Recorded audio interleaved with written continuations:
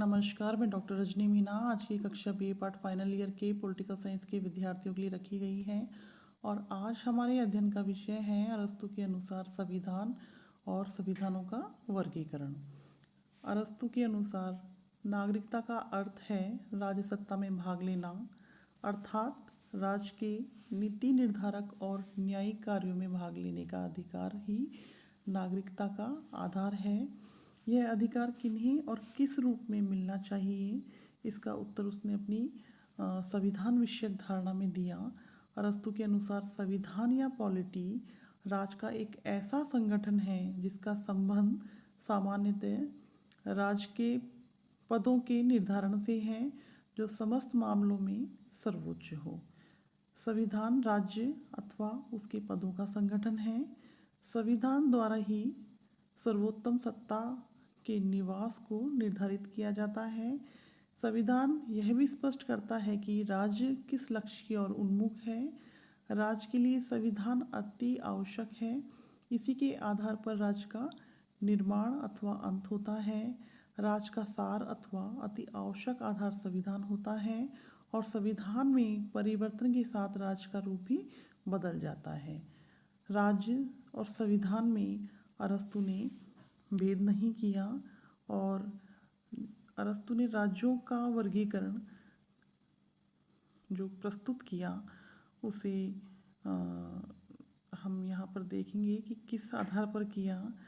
अरस्तु वो विचारक हैं जिन्होंने सर्वप्रथम राज्यों का वैज्ञानिक वर्गीकरण प्रस्तुत किया। अरस्तु ने अपना यह वर्गीकरण दो आधार पर प्रस्तुत किया है।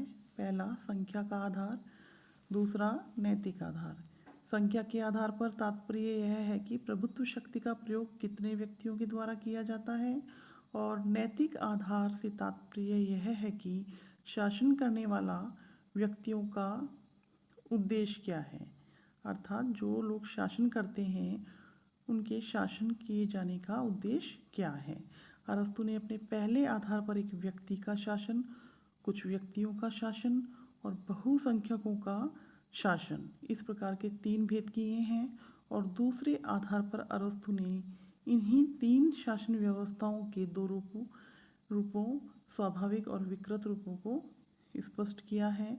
अरस्तु के अनुसार शासन का वह रूप स्वाभाविक है जिसमें शासन सामान्य हित के आदर्श के अनुसार कार्य करता है और विकृत रूप वह है जिसमें शासक वर्ग केवल अपने अपने हितों को दृष्टि में रखकर कार्य करता है। अब हम इस तालिका के माध्यम से अरस्तु के वर्गीकरण को स्पष्ट करने का प्रयास करेंगे। हम देखते हैं कि अरस्तु ने यहाँ पर दो आधारों पर इसका वर्गीकरण किया है। पहला संख्या का आधार, दूसरा नैतिक आधार।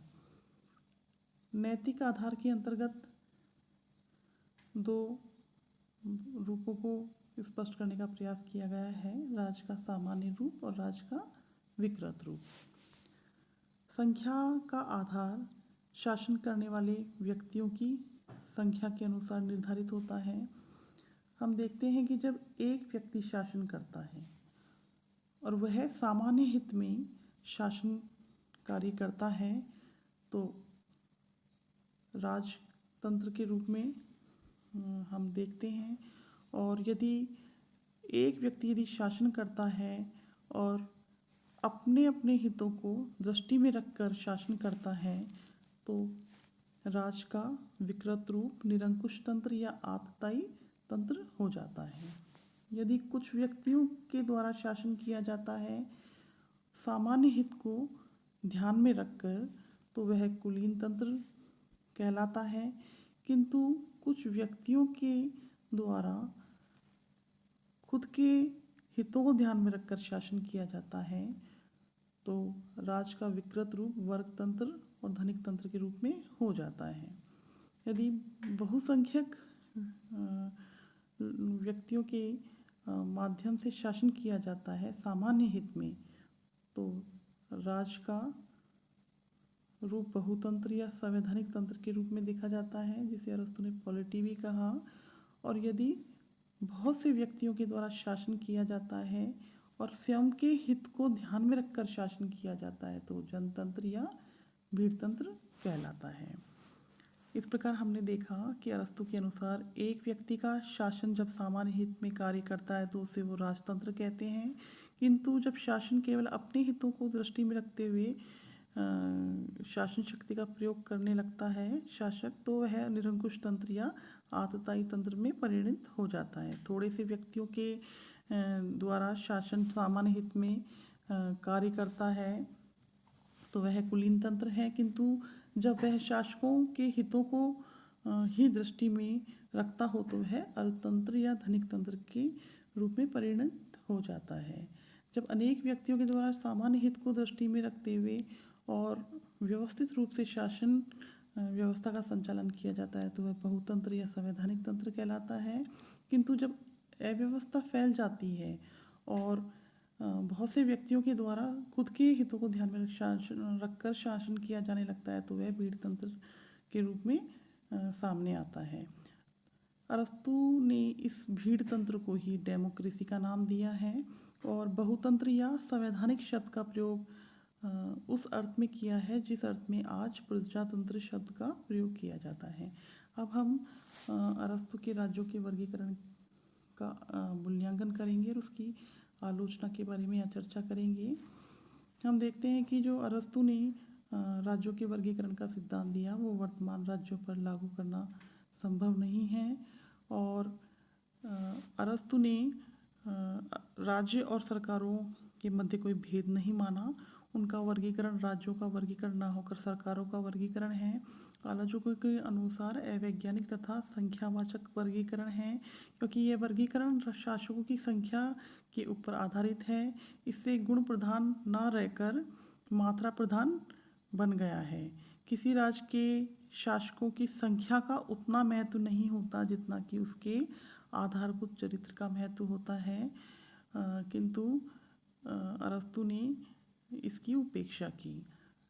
अरस्तु प्रजातंत्र को उचित स्थान नहीं देते हैं। अरस्तु ने अपने वर्गीकरण में प्रजातंत्र को निकृष्टतम एवं भीड़तंत्र माना और उसे सबसे अधिक अव्यवस्थित और अनियंत्रित शासन के रूप में देखा, जबकि आधुनिक संसार ने प्रजातंत्र में जनसाधारण की मूर्खता, अज्ञानता तथा अन्य कमियों का वह प्रदर्शन नहीं मिलता जिसके कारण अरस्तु ने प्रजातंत्र की इतनी आलोचना की है। जबकि हम देखते हैं कि वर्तमान समय में प्रजातंत्र ही सर्वश्रेष्ठ शासन प्रणाली है और जो अरस्तु ने प्रजातंत्र की कमियों का उल्लेख किया वो हम वर्तमान समय में प्रजातंत्र के अंतर्गत नहीं देखते हैं। यह सब कुछ होते हुए भी हमें यह अवश्य स्वीकार करना होगा कि अरस्तु के द्वारा किया गया राज्यों का वर्गीकरण अपने काल का सबसे अधिक वैज्ञानिक वर्गीकरण था। यह वर्गीकरण करने से पहले उसने लगभग 150 से अधिक संविधानों का तुलनात्मक अध्ययन किया था। इतना ही नहीं, आज के राज्यों के वर्गीकरण के लिए भी इनमें दो मूल तत्वों का समावेश पाया जाता है। एक तो संप्रभुता का स्थान तथा दूसरा राज्य का लक्ष्य।